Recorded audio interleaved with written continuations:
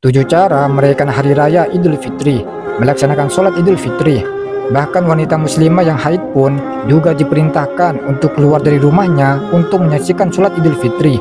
Nabi SAW memerintahkan kami untuk mengeluarkan para gadis, wanita yang dipingit, dan wanita yang haid pada 2 hari raya, Idul Fitri dan Idul Adha.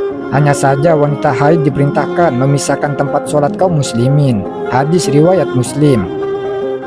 Mandi sebelum sholat Idul Fitri. Dari Nafi ia berkata, Abdullah bin Umar biasa mandi di hari raya Idul Fitri sebelum ia berangkat pagi ke tempat sholat.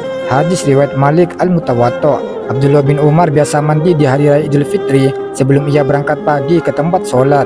Hadis riwayat Malik dalam Al-Muwatta. Memakai pakaian terbaik. Dari Jabir radhiyallahu anhu ia berkata, Nabi SAW memiliki jubah khusus yang beliau pakai untuk 2 hari raya Idul Fitri dan Idul Adha dan hari Jumat. Hadis riwayat Ibnu Ghuzaimah. Makan sebelum sholat dan tidak berpuasa. Sebagaimana namanya, di hari raya ini Rasulullah SAW melarang untuk berpuasa.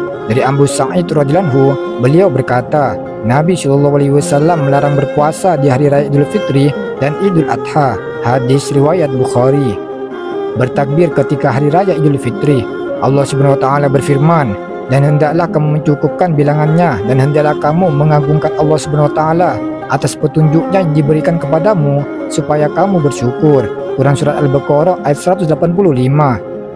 Mengucapkan selamat hari raya Idul Fitri.